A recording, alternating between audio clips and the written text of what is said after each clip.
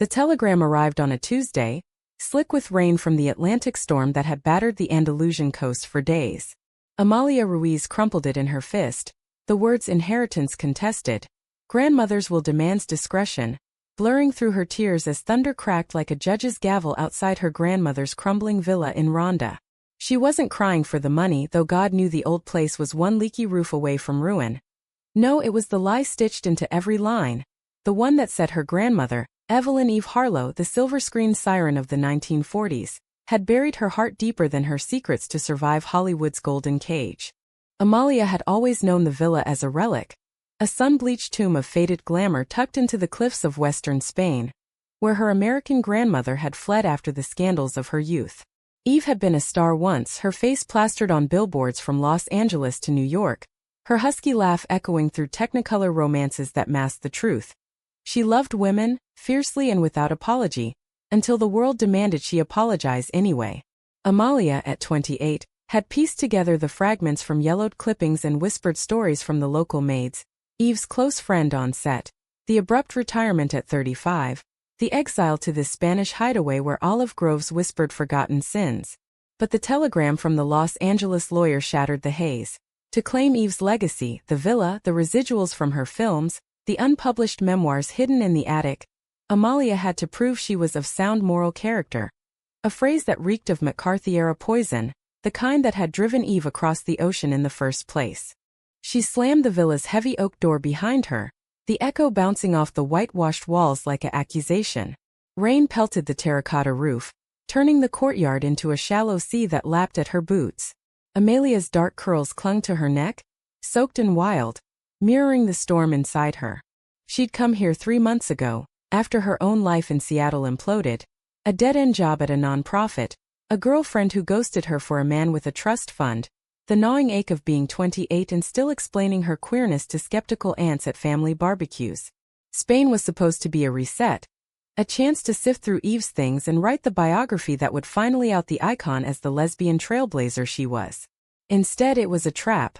Sign the affidavit swearing she'd never deviated from traditional values, or lose it all to some distant cousin in Ohio who collected antique teapots. The first hook caught in her chest as she stumbled into the library, where Eve's ghost lingered in every dust-moted beam of light. Bookshelves groaned under volumes of Hemingway and Woolf, their spines cracked like old joints, and there on the desk sat a leather-bound journal Amalia hadn't noticed before. Its cover was embossed with a single initial, E. Heart-pounding. She flipped it open, the pages yellowed and scented with lavender, Eve's signature, or so the stories went. The handwriting was elegant, looping cursive. October 12, 1947. Tonight, under the studio lights, I kissed her, Lila, my Lila, and the world didn't end. But tomorrow it might. Amalia's breath hitched. Lila Monroe, the co-star in Eve's breakout film Whispers in the Wind, the one whose on-screen chemistry had set box offices ablaze. Rumors had swirled, but this was proof, raw and radiant, of a love that burned brighter than any script. As she read on, the villa seemed to shrink, the storm outside a mere patter against the roar of revelation. Eve wrote of stolen nights in Malibu bungalows, of code words passed in dressing rooms, lavender for longing, of the terror when the studio heads caught wind and threatened to blackball them both. I chose silence for her sake, Eve confessed in one entry. But silence is a thief, stealing pieces of us until we're hollow shells smiling for the cameras. Amalia traced the words with trembling fingers, seeing her own reflection in them, her hesitation to come out at work, the way she'd let Sarah walk away without a fight. This legacy wasn't just property. It was a mirror, demanding she face the parts of herself she'd hidden to fit into a world that still doled out punishments for loving wrong. By midnight, the journal lay open on her lap as she curled on the threadbare chaise by the fireplace, flames licking shadows across the room. The telegram mocked her from the mantel, its conditions a noose. Discretion in all matters of personal conduct, verified by character witnesses. Amalia laughed bitterly, the sound swallowed by the wind. Witnesses? The only one who knew her fully was halfway across the world. And even then, Sarah had chosen erasure over empathy. She needed help. Someone local. Someone who could navigate the villa's dusty ledgers and the lawyer's archaic demands without judging the queer heart beating beneath it all. That's when she remembered Amari. Amari Vega had shown up at the villa's gate 2 weeks ago, A whirlwind of laughter and olive oil stains on her jeans, hauling crates of fresh figs from her family's farm down the valley. At 27, she was all sharp wit and sun-kissed curves, her black hair braided with ribbons that danced like flags in the breeze. She'd come to trade produce for stories, or so she claimed, but Amalia suspected it was the mystery of the Gringa Loca, who'd inherited the cliffside ruin. Amari's family had tended the groves for generations, their roots tangled deep in Rhonda's soil, and she'd grown up on tales of Eve, the glamorous exile who tipped generously and never asked for receipts. "Your abuela was a queen," Amari had said that first day, unloading baskets with effortless grace, her brown eyes sparkling like the Guadalquivir at dawn. Hid her crown, but we all knew. From there, it had been too easy to let Amari in. Mornings became shared coffees on the terrace, Amari's stories of flamenco dances in hidden cellars weaving through Amalia's halting confessions about Seattle's relentless rain, and the ache of unspoken truths. There was a pull between them, electric and unspoken, in the way Amari's hand brushed Amalia's when passing a cup, or how her gaze lingered on the curve of Amalia's neck during sunset walks along the gorge. Amalia told herself it was friendship, a salve for her isolation, but late at night, alone in her bed with the journal's pages echoing, she wondered if Eve had felt this too, the terror of wanting, the thrill of almost. The next morning Amalia found Amari in the courtyard, knee-deep in weeds that choked the fountain's marble basin. The storm had passed, leaving the air crisp and scented with wet earth, the cliffs of Rhonda rising like ancient guardians beyond the villa's walls. Amari straightened, wiping dirt from her cheek with the back of her hand, her smile breaking like sunlight. "You look like you wrestled a ghost last night," she teased, her accent a melodic lilt that turned English into song. "Coffee? Or something stronger?"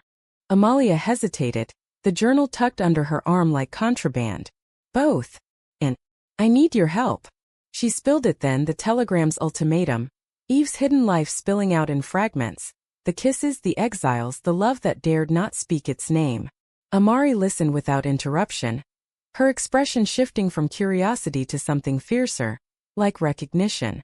When Amalia finished, voice cracking on the word discretion, Amari reached out, her callous fingers gentle on Amalia's wrist. "That's bullshit," Amari said flatly, her eyes flashing. "Eve built this place on her terms, running from men in suits who thought they owned her soul. You think she'd want you to bow to the same ghosts?"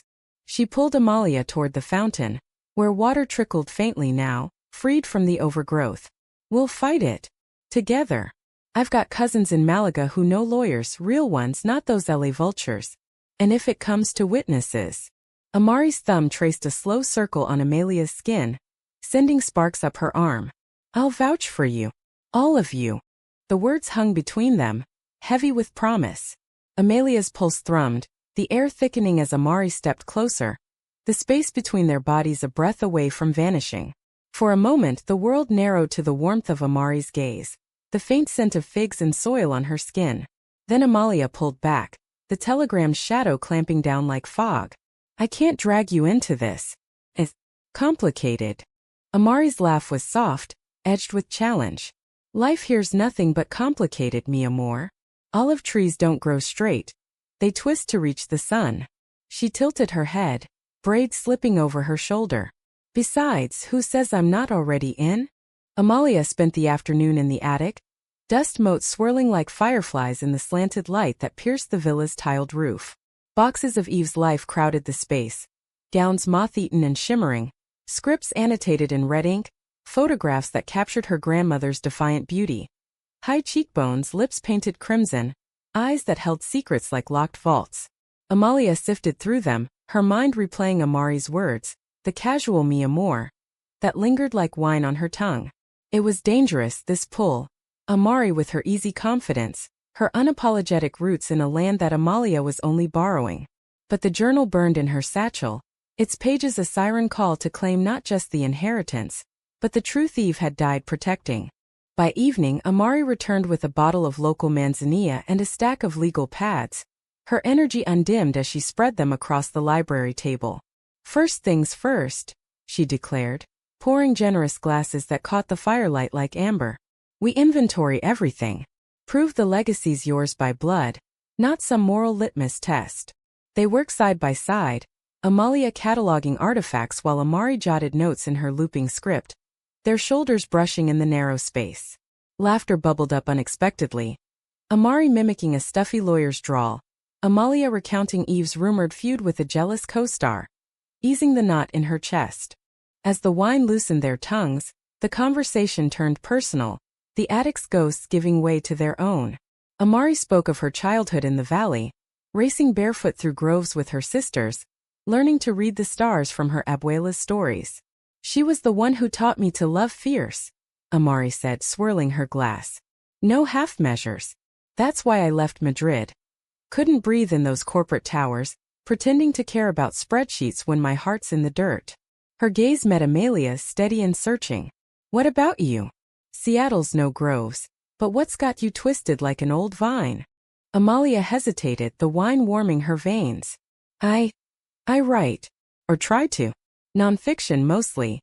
Stories of people who don't fit the frame." She thought of Sarah. The way their 2 years had unraveled in quiet resentments. Sarah's fear of labels turning love into limbo. "Last one ended because I wanted more than shadows. Wanted to be seen." The admission hung vulnerable, and Amari's hand found hers across the table, fingers interlacing with a naturalness that stole Amalia's breath. "You're seen here," Amari murmured, her thumb stroking the back of Amalia's hand. "By me at least." The fire crackled, the room shrinking to the heat between them. Amalia leaned in, drawn by the curve of Amari's lips, the promise in her eyes. Their kiss was tentative at first, a brush of softness that deepened into something urgent, Amari's free hand cupping Amalia's cheek as if she were fragile porcelain. It tasted of salt and sherry, of risks taken in the half-light, and for those stolen minutes, the telegram was forgotten, the legacy a distant echo.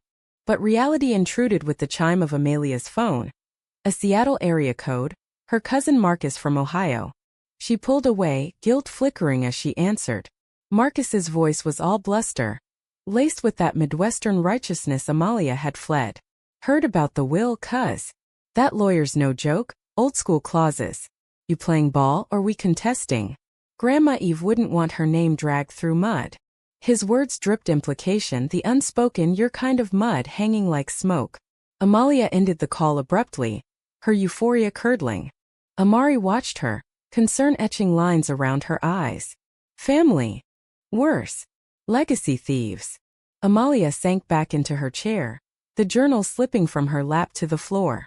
She picked it up, flipping to a dog-eared page. Eve's account of her own betrayal, Lila's studio-orchestrated engagement to a rising male star. A smokescreen that shattered their world. "He thinks he can out-moral me." As if Eve didn't spend her life doing the same dance. Amari knelt beside her, gathering the pages gently. "Then we don't dance. We rewrite the steps." She stood, pulling Amalia up with her, their bodies close again. "Come. Moon's up. Let's walk the gorge. Clear your head." The night air was velvet, stars pricking the sky like scattered diamonds over the Puente Nuevo's ancient span. They strolled the path winding along the cliffs, the El Taha Gorge yawning below, its depths a shadowed reminder of falls both literal and figurative. Amari pointed out constellations, Orion's belt, the Pleiades, her voice a soothing cadence against the wind's low moan. Amalia shared snippets from the journal. Eve's coded letters to Lila smuggled in prop baskets, their love a underground river carving through stone. "You're like her, you know," Amari said softly, pausing at a overlook where the river glinted silver far below. "That fire in your eyes. The way you fight for what's buried." She turned to Amalia, the moonlight silvering her features, and this time the kiss was mutual, unhurried. A slow unraveling under the vast Andalusian sky. Amalia's hands found Amari's waist, pulling her close, the world fading to the rhythm of their breaths, the distant call of nightingales. In that moment Amalia glimpsed a future. Not hiding but claiming, Eve's truth as her own, Amari's hand in hers as witness. But as they returned to the villa, arms linked, a shadow stirred in the courtyard. A sleek black sedan idling at the gate, headlights cutting the dark like accusations. The man who stepped out was tall, impeccably suited, his face a mask of professional sympathy. "Ms. Ruiz? Victor Langston from Harlan and Associates. Your cousin sent me to facilitate." His eyes flicked over Amari, dismissive, Then back to Amalia with a smile that didn't reach his eyes. We should talk. Privately. Amalia's stomach twisted. Facilitate. The word slithered like a serpent, promising deals laced with poison. Langston's visit stretched into the small hours, the library transforming into a battlefield of legalese and veiled threats. He perched on the edge of the chaise like a vulture, his briefcase spilling affidavits and photocopied clauses that dated back to Eve's signing in 1952, post-McCarthy pre-Stonewall, when moral turpitude was code for anything that scented of deviance. Your grandmother was explicit, he intoned, adjusting his cufflinks. The estate passes to the heir who upholds her discreet legacy. Mr. Ruiz Marcus has provided references attesting to his traditional family values. Stable marriage, church involvement. Solid. Amalia sat rigid across from him, Amari a silent sentinel in the corner armchair, her presence a quiet anchor. And what does that mean exactly? Amalia asked, her voice steady despite the tremor in her chest. That I need to parade a husband? Fake a piety I've never owned. Langston's smile thinned. It means character witnesses, Ms. Ruiz. 3 minimum vouching for your conduct. No scandals, no irregularities. His gaze darted again to Amari, who met it with a cool stare that could curdle milk. We're prepared to expedite if you sign tonight. Marcus offers a settlement, half the residuals, the villa as is. Fair, considering the risks. Risks. The word ignited something primal in Amalia. She thought of Eve's journal, the entries detailing blackmail from producers, lovers coerced into silence or exile. Fair, she echoed, rising to her feet. My grandmother built her life on risks, yours included, Mr. Langston, if her memoirs see daylight.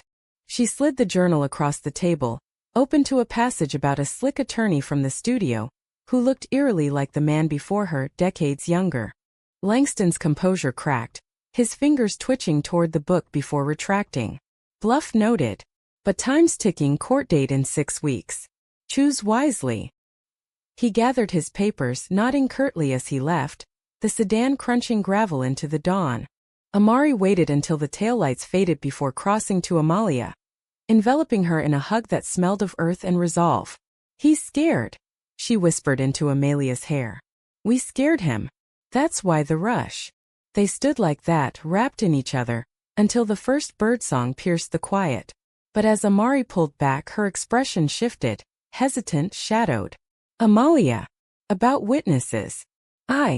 Don't. Amalia cut in, forcing a smile. We'll find them.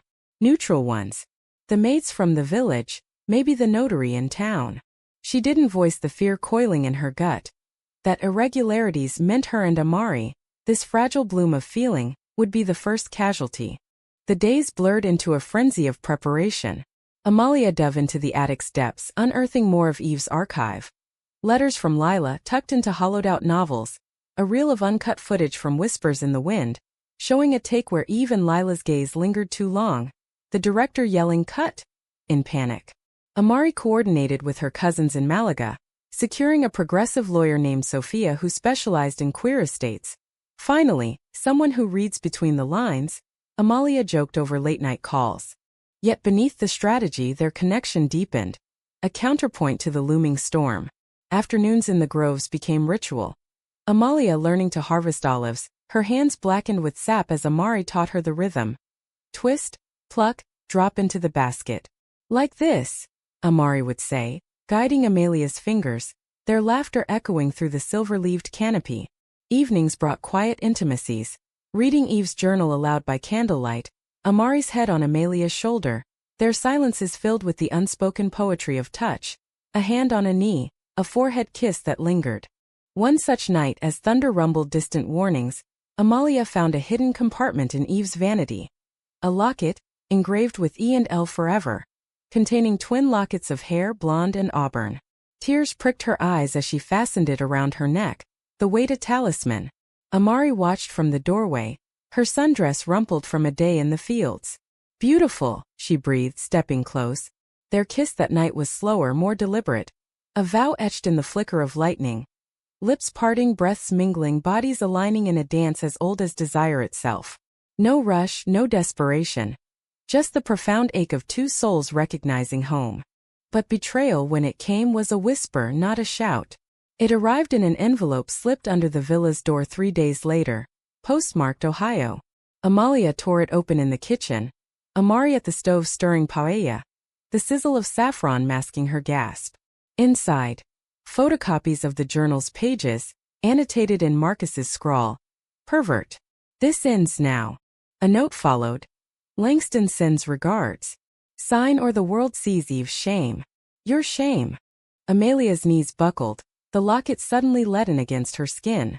Marcus, her own blood, had broken in during Langston's visit, rifled the attic while they slept. The violation burned hotter than anger. Not just theft but erasure. Her grandmother's courage twisted into ammunition. He knew, she choked out, thrusting the papers at Amari. All along. Used me to get this. Amari scanned the pages, her face paling. We go public. Leak it first, control the narrative. But her voice wavered, eyes flicking away. Amalia caught it, the flicker of doubt, the unspoken fracture. What's wrong? Amalia pressed, stepping closer. Amari, talk to me. Amari set the papers down, her hands trembling as she met Amalia's gaze. Sophia called while you were out. The witnesses. They need to be ironclad. Village folk talk, and if this blows up. She swallowed, the words sticking like thorns. My family's conservative. Abuela's church crowd. They'd disown me if they knew about us. About me. The air thickened, the paella scorching unnoticed on the stove.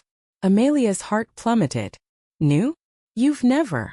Not here, Amari admitted, voice small. In Madrid maybe flings, but nothing real. Nothing like this. She gestured between them, desperate. I want to fight, Amalia. For you, for Eve. But if I stand up, I lose everything. The farm, my sister's respect. I can't. The betrayal landed like a gorge wind, cold, cutting. Not Marcus's malice but Amari's fear, mirroring Eve's own capitulation. Amalia backed away, the kitchen spinning. So that's it? Hide like she did? Pretend we're nothing so you keep your groves. Amari reached for her, tears streaking her cheeks. It's not pretend. It's survival. Please. But Amalia was already fleeing, the villa's halls a blur, the locket bouncing against her chest like a condemnation. She burst into the courtyard, rain starting anew, and sank against the fountain. Sobs wrenched from depths she hadn't known. The legacy wasn't just Eve's anymore. It was hers to bear alone, the weight of love's half-claimed crushing her like the cliffs above. The rain fell in sheets, turning the courtyard to mud that clung to Amalia's boots like accusations. She sat there until numbness set in, the cold seeping into her bones, Amari's plea echoing hollow in her ears. Survival. The word soured on her tongue. Eve's survival had cost her Lila, her career, her unfiltered joy. Amalia's own had cost her Sarah, her confidence, the easy stride of authenticity. And now, on the precipice of something real, it threatened to claim Amari too. Or worse, demand she sacrifice herself to keep it. Dawn broke gray and unforgiving, the gorge shrouded in mist as Amalia dragged herself to the library. The journal lay open where she'd left it, Eve's final entry staring up like a challenge. If I could go back, I'd burn the scripts and shout from the rooftops. Love isn't a secret to guard. It's a light to wield. Amalia traced the ink, faded but fierce, and made her choice. No more hiding. She'd face the court alone, witnesses be damned. Let Marcus's bigotry be the scandal that sank him. But Amari was waiting in the kitchen when she entered, eyes red-rimmed, a pot of coffee steaming between them like a truce flag. I didn't sleep, she said, voice raw. Kept seeing your face. The hurt I put there. She pushed a mug toward Amalia, her hand steady now. I talked to Abuela at dawn. Told her everything, not us, not yet, but the fight. The truth about Eve. A pause heavy with the unsaid. She cried. Said her own sister loved a woman in the 60s, lost to Franco's shadows. Don't let fear steal your son, Mija, she said. Plant deep or wither. Amalia sipped the coffee, bitter and strong, her guard cracking at the vulnerability in Amari's eyes. And the farm? Your sister's. Amari shrugged, a ghost of her old smile flickering. They'll rage then adapt. Olives don't care about sermons. She stood, rounding the table to take Amalia's hands. I'm in. All the way. Witnesses? I'll be the first. Let them judge. The relief crashed over Amalia like a wave, pulling her into Amari's arms, their embrace fierce against the morning chill. They held each other there, foreheads pressed, breath sinking in silent promise. The kiss that followed was a renewal tender, affirming, a bridge over the gorge of doubt. Not passion's fire but love's steady glow, the kind that withstands storms. With resolve hardened they mobilized. Sophia arrived that afternoon, a dynamo in tailored slacks and a no-nonsense bob, her briefcase brimming with precedents from Spain's post-dictatorship reforms. Queer estates are gold mines now, she declared, spreading maps of legal terrain across the table. We'll petition for probate review. Argue the clause is discriminatory under EU law. And that journal. She tapped it reverently. It's dynamite. Publish excerpts with the filing. Turn public sympathy our way. Amari rallied the village, the maids who remembered Eve's quiet generosities, the notary whose grandfather had smuggled her letters, even old Tomas from the market, who claimed Eve once danced flamenco with his mother under moonlight. Their affidavits piled up, testaments not just to Amalia's character, but to Eve's, a mosaic of a woman who loved boldly if silently. Marcus's counter came swift and vicious. A smear campaign in Ohio tabloids, dredging up Amalia's bohemian lifestyle in Seattle, hinting at immoral influences in Spain.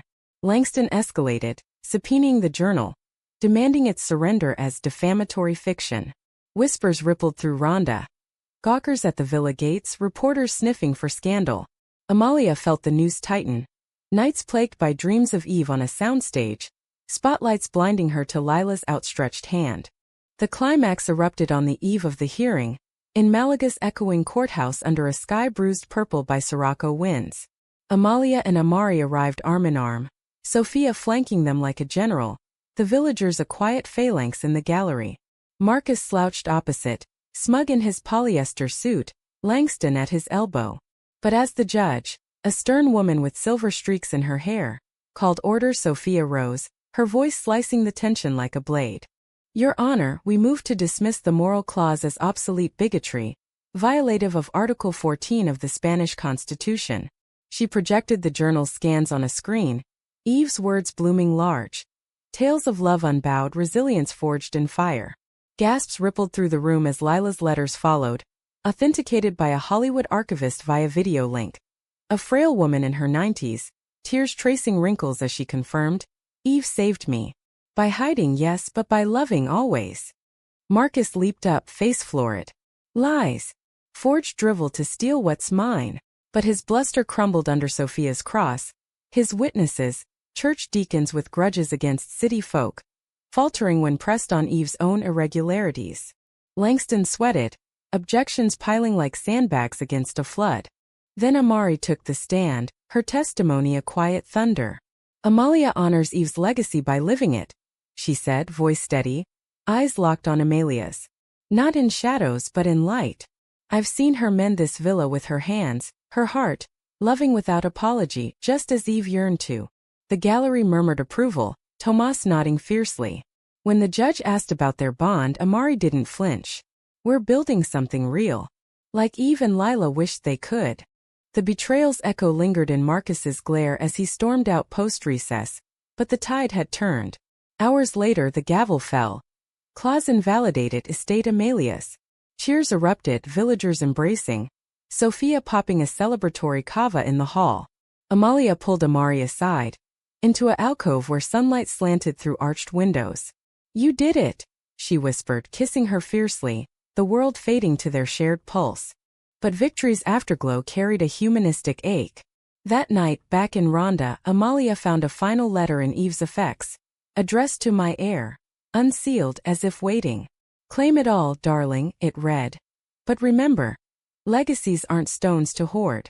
They're stories to share, loves to free. If it costs you, let it cost the right way. Tears fell as Amalia read it aloud to Amari on the terrace, the gorge a velvet void below, stars wheeling overhead. In the months that followed, Amalia published the biography, Eve's Unspoken Reel.